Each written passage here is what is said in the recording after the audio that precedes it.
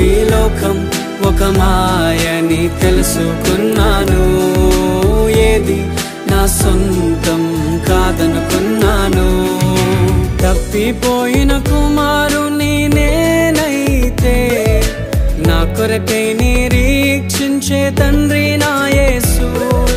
తప్పిపోయిన కుమారుని నేనైతే నా కొరకై నిరీక్షించే తండ్రి నా యేసు.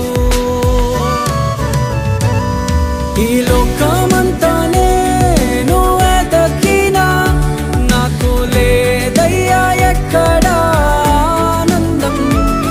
నీ సన్నిధిలో ఒక్క క్షణంగా